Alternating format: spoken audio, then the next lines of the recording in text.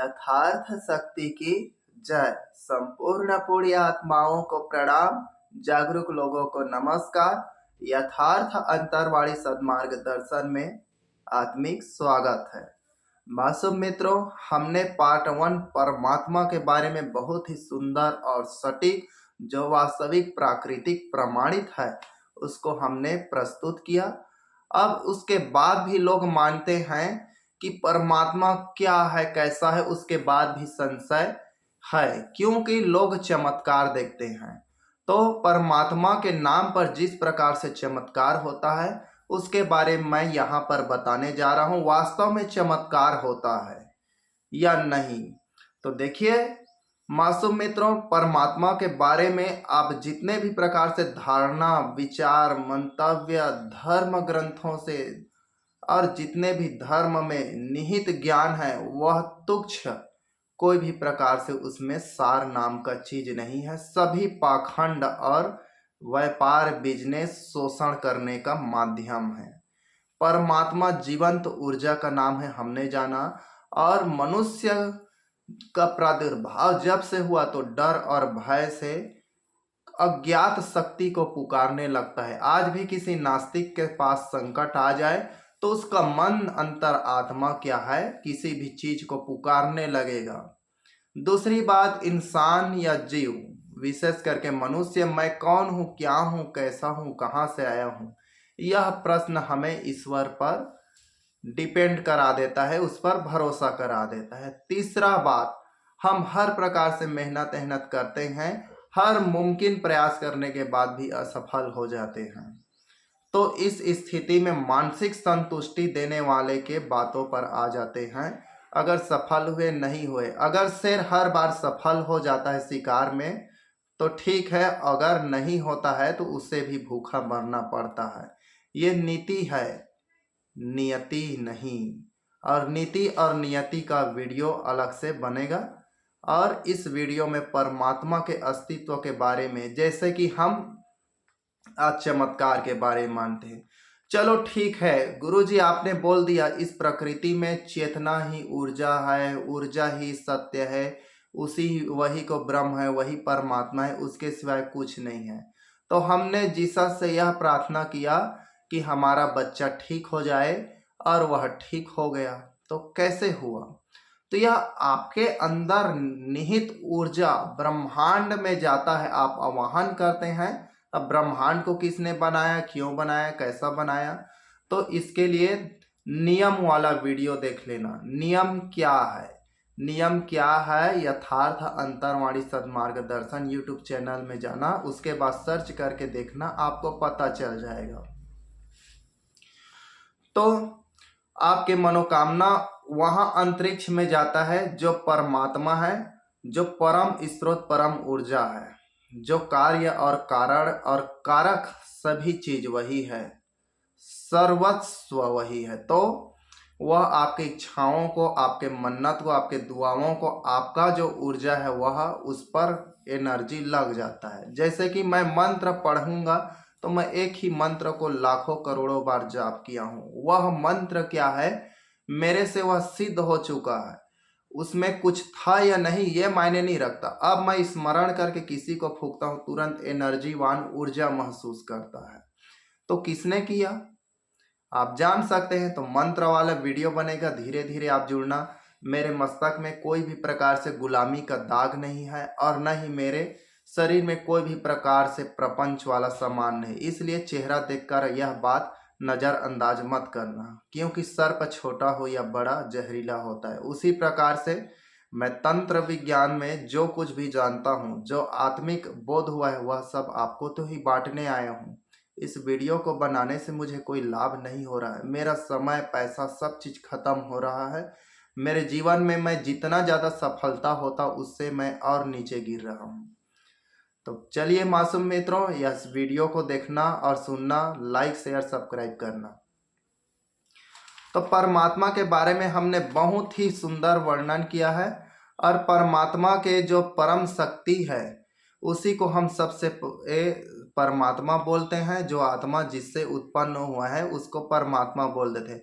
ईश्वर, प्रभु, God, अल्लाह, प्रभु, मालिक, परमात्मा, परमेश्वर, आका, जितने भी है उनका अर्थ पार्ट 1 में देख लेना।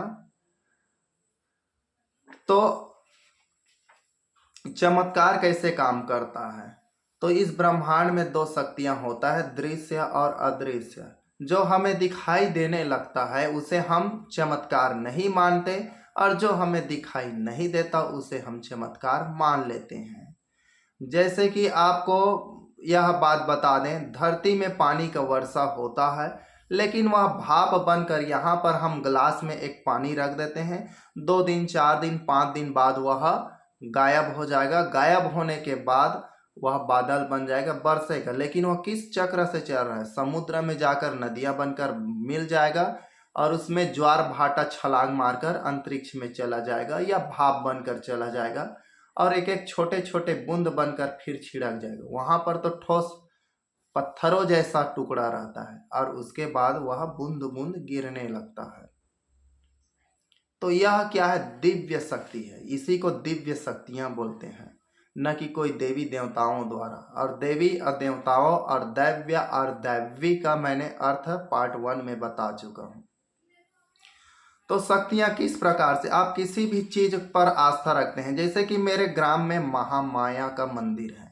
महामाया, महामाई, चंडी, शीतला, शारदा, मनका, बूढ़ी माई, ये हिंगुलाजनी, ये क्या है? ये महात्मा बुद्ध का मूर्तियां हैं, लेकिन उसको लोग काल्पनिक महामाया के नाम से पूजा करते हैं। महामाया काल्पनिक नहीं है, महात्मा बुद्ध का माँ का है। हमारे गांव में भी वह सब लोग जानते हैं, महामाया महात्मा बुद्ध के माँ का मूर्ति है। लेकिन अब उसको देवी बना दिया है, महामाई।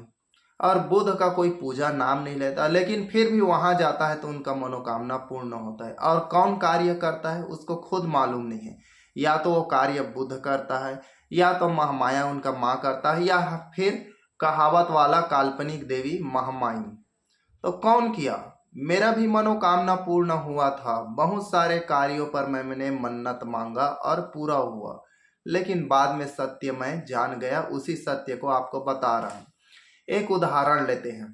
आपके घर में तुलसी चौरा है, वहां पर शिवलिंग है। शिवलिंग में आप मन्नत प्रार्थना करना, वहां भी पूरा हो जाए। गांव के तालाब में है, उस महादेव में आप प्रार्थना करना, वहां भी मन्नत पूरा हो जाएगा। उसके बाद पास में निकला हुआ, ऐसे तो निकला हुआ नहीं है, वो बढ़ने वाले पत्थरों को बना दिया है शिवलिंग, अब उससे प्रार्थना मांगो, वो भी पूरा हो जाएगा। चारों धाम के शंकर जी से या 12 ज्योतिर्लिंग से आप मन्नत मांगो, वहां भी पूरा हो जाएगा। लेकिन पूरा कौन कर रहा है? तो यह मायने नहीं रखता कि आपके जो कथा कहानी लिखे हैं वो भगवान आपके मन्नतों को पूरा कर रहा है। आप उसके माध्यम से जो असली परमात्मा है, जो चेतना है, परम शक्ति है, सत्य है, जो ब्रह्म है, परम ईश्वर है, वह परमेश्वर हमारे पुकार और विनतियों को सुनता है, और वही हमारे मनोकामना को पूर्ण करता है। लेकिन हम भ्रम में यह मान लेते हैं कि इसे राम ने पूरा किया, कृष्ण ने पूरा किया, जीसस ने पूरा किया, मोहम्मद ने पूरा किया। और इसी भ्रम की वजह से हम क्या बोलते हैं कि हमने अल्लाह पर गुहार लगाई, हाजिरी लगाई, और हमारा काम हो गया। जबकि कार्य करने वाला कोई और है और नाम लुटाने वाला कोई और है। यह बात ऐसा है जैसे कि कोई खिलाड़ी, जैसे भारतीय क्रिकेट में ब्राह्मणों का पूरा वर्चस्व है, ब्राह्मण ठाकुर का। अब उसमें एक दो मुस्लिम अब मजबूरी में, क्योंकि भारत को वर्ल्ड कप जीतना है, दुनिया के सामने प्रस्तुत करना है, तो मजबूरी में ताकतवर मुस्लिम वाले खिलाड़ी को तो रखना पड़ेगा, एक दो झिन सिख को रखना पड़ेगा। और उसके बाद एक दो झिन उत्तर प्रदेश के बहुत बहुत बड़े पदाधिकारी, मंत्री लेवल के आदमी, उनके परिचय का अगर खिलाड़ी बहुत ही तगड़ा तक से परफॉर्मेंस करता है, जैसे सूर्य कुमार यादव, कुलदीप यादव, अक्षर पटेल, तो उसको मजबूरी में रखना पड़ता है। अब वर्ल्ड कप कौन जिताया? सूर्य कुमार यादव, अक्षर पटेल, और कौन? जसप्रीत बुमराह ने जिताया। नाम किसका हुआ? कैप्टन कौन बना? यही खेल होता है। इसी प्रकार से जो वास्तविक रूप से कार्य करने वाला होता है वह कोई और है और नाम किसी और, यानी हमारा बाप कोई और है और हमारे बाप के सामने किसी और को हम बोलेंगे बाबू। तो जो असली भगवान है वह बाप तेरे को नफरत करेगा, वो नफरत नहीं करता, लेकिन तेरे ऊपर हंसेगा कि नहीं हंसेगा। जैसे तुम्हारा बाप यहाँ पर खड़ा है लेकिन किसी और को मेरा बाप है बोलते हैं। हिंदू धर्म में भी ऐसा होता है, अपने बाप का कहना ना माने लेकिन ब्राह्मणों का कहना मानेगा। ब्राह्मण उनका असली बाप है, उसके बाद में ही उसका जो जन्म दाता बाप है वो होगा, नहीं तो वो भी धर्म से सीखा है। तो असली भगवान हम लोग अधिकतर माता पिता को मानते हैं और यह मानने और विचार करने वाले बहुत ही तार्किक वैज्ञानिक प्रवृत्ति होते हैं। अगर हम साधारणतः माता पिता को मानना चालू कर दें तो हमारे माता के पिता के पिता, माता पिता के पिता, माता पिता के पिता, पता नहीं कहाँ से आ रहा है, लेकिन हम उधर को नहीं जानते जहाँ से हम जन्म लिए उसको माने। तो आप ईमानदार हैं, स्वाभिमान है, आप में नैतिक, बौद्धिक और धार्मिक प्रवृत्ति ऑटोमेटिक प्रकट होने लगेगा और आप जड़ को ही नहीं मानेंगे, सीधा आसमान को मानेंगे, या जड़ के ऊपरी हिस्से को नहीं मानेंगे, धरातल के पताल के अंदर को जानेंगे। तो ऐसा संभव नहीं हो सकता है। हम आज जो हैं, जहाँ हैं, जैसा भी हैं, आरंभ यही से होता है। आप इस वीडियो पर जुड़े हैं, आप में आध्यात्मिक उन्नति, आप एक साल इस वीडियो को थोड़ा थोड़ा सुनना जानना, आप एक साल में आपके सामने कोई भगवान और परमात्मा के बारे में बोलेगा तो आपको हंसी आएगा, आपके मन के सारे प्रश्न संशय मिट जाएंगे। तो हम परमात्मा के अंश हैं, इसमें कोई संदेह नहीं है। इसी बात को जान गया मंसूर ने बोला अहम ब्रह्मास्मि, मैं ही ब्रह्म हूँ, मैं ही परमात्मा हूँ। तो असली भगवान की जय बोलता हूँ तो मैं किसको बोलता हूँ? असली भगवान आपके अंदर में जो परम शक्ति है उसको मैं जय बुलाता हूँ, उसकी जयकारा बोलता हूँ। तो असली भगवान मैं, मेरा बोलने का आशय यही रहता है। मैं गांव में भी या सभी जितने भी तंत्र मंत्र झाड़ फूंक कराने आते हैं उनको सभी को मैं बोलता हूँ असली भगवान की जय बोलो। उसका जयकारा बोलने का जरूरत नहीं है, लेकिन लोगों के मस्तिष्क को बताना जरूरी है कि तुम जिस देवी देवता को मानते हो वह नकली है और असली भगवान कहीं और है। तुम जिसको बाप मानते हो वो तुम्हारा बाप नहीं हो, तुम्हारा खून पीने वाला शोषण करता है और तुम्हारे पालन पोषण करने वाला परम पितामह कहीं और है। तो मैं परमात्मा कहाँ से कैसा है इस प्रकार से हमने आपको अच्छी तरीक़ा से बताया। अब जो ईश्वर है, जो परमात्मा है, उस परमात्मा के बारे में हमारे बीच में एक और भ्रम है कि दुनिया ने कोई तो बनाया होगा। तो प्रथम पार्ट में देखना, हाँ कोई तो बनाया है, लेकिन कोई कौन है? हवा, पानी, धूप, अग्नि, प्रकाश, जल, थल, वायु, इसे किसने बनाया? तो आप बोलेंगे कि इसे बनाने वाला कोई भगवान है। तो कौन भगवान बनाया? हिंदू धर्म के भगवान ने बनाए, ईसाई धर्म के भगवान ने बनाए, किस भगवान ने बनाया? तो इनमें से कोई ने नहीं बनाया। ये केवल ईसाई धर्म के जो प्रवर्तक है प्रभु यीशु एक संत है, मनुष्य है, वह भगवान नहीं है। लेकिन लोगों के बीच में ऐसा कार्य और कृत्य कर्म किया, समाज का सेवा किया कि वह भगवान के रूप में जाना जाता है। इसलिए यीशु को आप भगवान के रूप में पूजा कर सकते हैं, लेकिन भगवान नहीं है।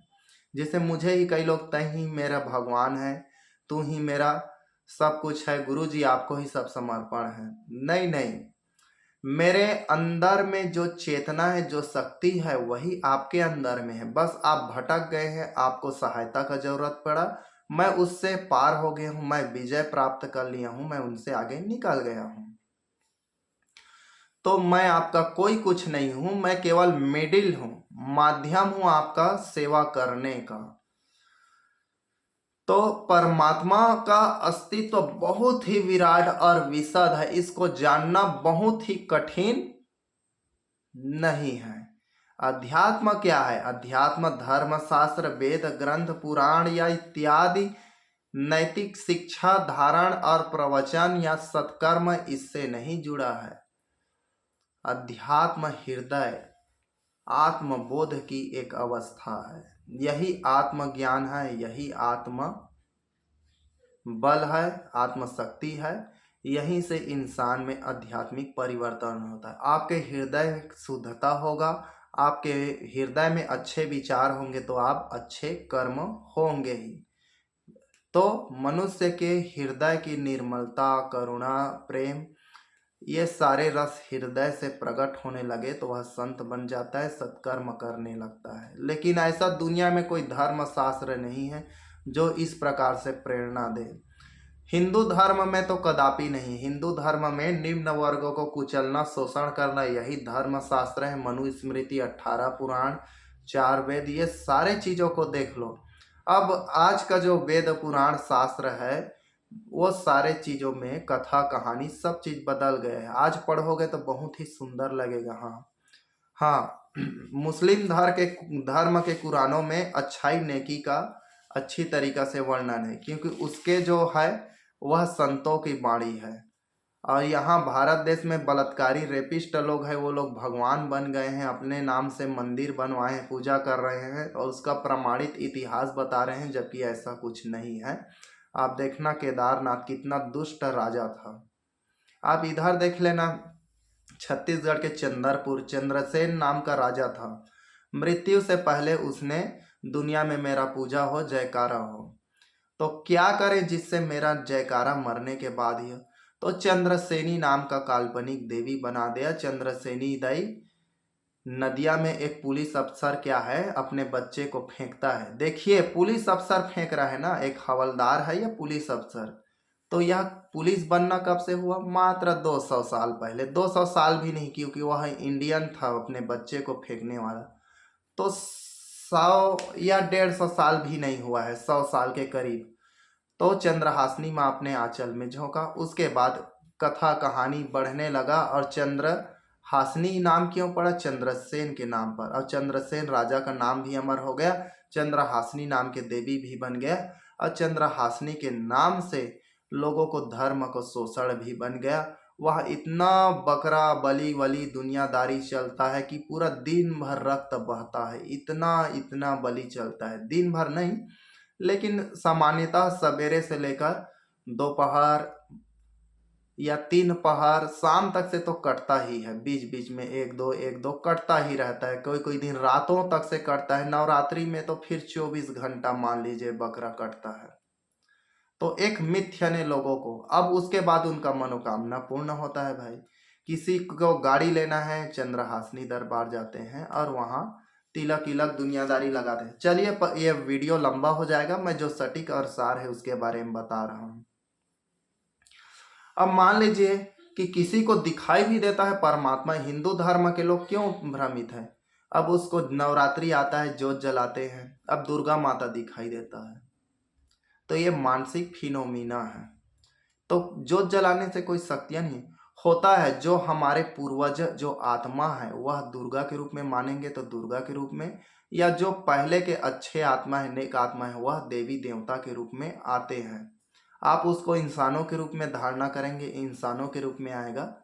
और उसी भ्रम को देखकर आदमी, देखो दुर्गा माता ने मुझे दर्शन दिया। आप धारणा विचार से जिस प्रकार से विचार करते हैं वही विचार आपका साकार रूप ले देता है। जैसे गुरुजी, मैं गुरुजी आपको इसलिए बोलता हूँ कि मैं आपके अंदर में उस परमात्मा को गुरु मानता हूँ जिसने मुझे आपके मासूमियत को देखते हुए यह वीडियो बनाने पर मुझे प्रेरित किया है। तो गुरुजी, आप लोगों के अंदर में विचार है, आपके अंदर में मान लीजिए मेरा तस्वीर आप याद करके पूजा पाठ सिद्धि साधना करते हैं, ठीक। अब आप मेरे तस्वीर, मेरे रूप में सिद्धि साधना करते हैं तो प्रकृति का एक माया जाल है, भ्रम है, फिनोमिना है कि आप मेरे रूप में साधना करोगे, धीरे धीरे प्रकृति, कुदरत उसी रूप में आपको आकार देने लगेगा और आपको बोलने लगेगा कि कल रात को ऐसा होने वाला है, फिर ऐसा होगा, ये काम ऐसे कर। अब उसके बाद आप बोलोगे गुरुजी आपने यह उपाय बताया और मेरा काम सफल हो गया। उसके बाद मैं उन लोगों को बोलता हूँ, बताता हूँ कि वह मैंने नहीं किया, आपने उस रूप में प्रकृति को साधा मेरे आकृति देकर, और मेरे आकृति देकर प्रकृति को साधा, वही बता रहा है। तो लोग मुझे चमत्कारी नहीं मानते हैं। तो कोई बात नहीं, हमने तो प्रकृति का बहुत ही बड़ा कर्ज चुकाया है। प्रकृति हमें सत्य का भोजन देता है, इसलिए हम सत्य का वाणी में विचार करते हैं और सत्य को परोसते हैं। अगर उसी को मैं बोल देता कि हाँ मैंने बताया है, तो मेरा अहंकार भी बढ़ता, मेरे हृदय की निर्मलता, और मैं आपका सेवा उतना ज़्यादा नहीं कर सकता। करता तो केवल ठग नारायण ठग काम करता, जिसको ठग विद्या बोलता हूँ मैं। तो ऐसा लोगों के बीच में होता है, इसीलिए बाबा बनना बहुत आसान है। जिसे पंडित श्री राम शर्मा गायत्री धर्म का, वह इतना निष्कृष्ट बुद्धिहीन व्यक्ति था कि लोग भारत में अंग्रेज जाए तो गांधी के संग में जेल गया था, तो ये गौटिया खानदान का था। तो ये मूर्ख ब्राह्मण क्या किए कि सब लोग ईसाई बन रहे हैं तो हम लोगों का पाप ढोने वाला, हम लोग किसके बेटी बहन को रेप करेगा हमारा जाति, और वेद पुराण पढ़ने का हक नहीं देंगे तो बाइबल उठा लेगा। इन लोगों को कैसे मूर्ख बनाया जाए? तो 24 अक्षर का वेद से निकाला हुआ देखो मंत्र। इस मूर्ख को ये मालूम नहीं है कि उसको जब मात्रा द्वारा गिना जाएगा ना, तो 24 अक्षर नहीं निकलेगा मासूम मित्र। और रेलवे स्टेशन में जो अपने लिए पसंद नहीं दूसरों के लिए उपयोग ना करे, युग निर्माता पंडित श्री राम शर्मा, वारे घोंचू पंडित श्री राम शर्मा, धूर्त छली कपटी नीच। तो यह ज्ञान किसने लिखा है? तो गायत्री धर्म हमारे गुरु ने। अरे मूर्खों, तुम्हारे गुरु ने नहीं, 2500 साल पहले महात्मा बुद्ध ने दिया है इस ज्ञान को। बस वो गौटिया खानदान था, उनका सरकार कहना मानता था, उनके अनुसार भारत देश चल रहा था। दुनिया के जितने भी परीक्षा पाठ का जो सोना चांदी के बारे में लिखे हो, पंडित श्री राम शर्मा अपने बुक में उतार दिए। और किसने आविष्कार किया? पंडित श्री राम शर्मा। आज इस वीडियो में मैं बोल रहा हूँ, कल गायत्री परिवार वाले मासिक पुस्तिका में छप कर आ जाएगा। तो बाबा बनना बहुत आसान है, और आज भी लोगों को दिखाई देता है पंडित श्री राम शर्मा गुरु जी ने ऐसा। मैं भी बाबा बन सकता था, मैं भी गद्दार बेईमानों से हाथ मिला सकता था। 14 साल 16 साल के लड़कियों को ये ब्राह्मण लोग मुझे उपलब्ध कराते, मौज मस्ती करता। लेकिन वह दुनिया के नज़र में मौज मस्ती है, वास्तविक मौज मस्ती नहीं है। हम लोगों के पास आत्मा है, ब्राह्मणों के जैसा हम लोग गद्दार नीच नहीं है कि जो इन लोगों के साथ मिलकर हम गलत काम करें। अभी अभी मुक्तेश्वरानंद के बारे में आशुतोष राणा या आशुतोष मिश्रा पूरा पर्दाफाश किए हैं। औरतों के मुंह में गंध छोड़ता था अपने लिंग को, और स्त्रियों के साथ जबरदस्ती संबंध बनाता है, और ये पूरी सबूत महामहिम को देकर आए, ये सुप्रीम कोर्ट को देकर आए हैं। लेकिन उनके बारे में कुछ नहीं है। 3 साल के लड़कियों के साथ रहे, 5 साल के लड़कियों के साथ रहे। कौन करता है? कोई मुस्लिम नहीं करता, ब्राह्मण लोग करते हैं। भारत में जितने भी बम ब्लास्ट हैं, कौन करता है? ब्राह्मण लोग। कहाँ से? मंदिर में आप पैसा चढ़ाओ, उससे बम ब्लास्ट होगा। देखो इसने किसने किया? पठानों ने। गौ हत्या, गौ तस्करी और बच्चों का तस्करी बड़े बड़े मंदिर के प्राण प्रतिष्ठा में सरकार द्वारा चोरी कराता है। मंदिरों में बलि देने के लिए, सरकारी रेलगाड़ी पुलियों में बलि देने के लिए, जहाज़ों में बलि देने के लिए, यह काम कौन करता है? ब्राह्मणों द्वारा पूजा किया जाता है। इसीलिए बाबा ओशो रजनीश ने कहा है, शर्मा का मतलब आप गर्व महसूस मत करना। शर्मा मायने पहले शर्म करना, काट देना, मर्डर करना। ये लोग बलि चढ़ाते थे, और आज भी ये लोग बलि देते हैं। मंदिरों में जाना, मंदिरों में बलि देते हैं, कामाख्या में बलि देते हैं, कलकत्ता में बलि देते हैं। आप लोग आश्चर्य में पड़ जाएंगे। इसीलिए इस वीडियो को शेयर कीजिए, फैलाइए और वास्तविकता को जानिए। तो ये ब्राह्मण 3 साल के बच्ची को मंदिर में रेप कर रहा है, 5 साल के, 9 साल के। ताइक्वाडो खिलाड़ी, आप पढ़ा लिखा लिए अपने बच्चे को, उसके बाद मंदिर मत भेजना, क्योंकि मंदिर में वह प्रसाद लड्डू खाया, और लड्डू खाने के बाद उसको बाबाओं ने शारीरिक शोषण किया। अब बाबा के प्रति कुछ तो होगा नहीं। जब से भड़वा जल्लाद पापी, इसका फुल फॉर्म क्या होगा? भड़वा का बी, जल्लाद का जे, और पापी का पी। भड़वा जल्लाद पापी बीजेपी सरकार का बहुत ही निराला चमत्कार चल रहा है इस देश में। इतना खुला छूट जिसका प्रज्वल रवन्ना 3000 महिलाओं के साथ रेप वीडियो बनाए हैं, लेकिन वह भड़वा जल्लाद पापी पार्टी बीजेपी से जुड़ा है, उसका कुछ नहीं होगा, वही नेता बनेगा। इस देश के ओलंपिक खिलाड़ी हरियाणा का था, आप देख लेना, उसका नाम है, भूल रहे हैं, उसका इज्जत शोषण किया ब्राह्मण ठाकुर ने। अब उसके बाद क्या हुआ, उसका कुछ नहीं हुआ, विरोध किया तो देशद्रोही हो गया, विदेश में जाकर रजत पदक जीता तो देश का बेटी हो गया। तो ऐसा धर्म शास्त्र लोगों को अंधा कर देता है, ये धर्म नहीं धर्मांध है। तो आपकी इच्छाओं को प्रकृति पूर्ण रूप से चेतना को पूर्ति करता है। यह वीडियो अधिक लंबा ना हो जाए इसलिए मैं यहीं पर अपना वाणी विराम देता हूँ। अब आगे मैं सिद्धि साधना के बारे में आप लोगों को सिखाऊंगा, बताऊंगा। असली भगवान की जय।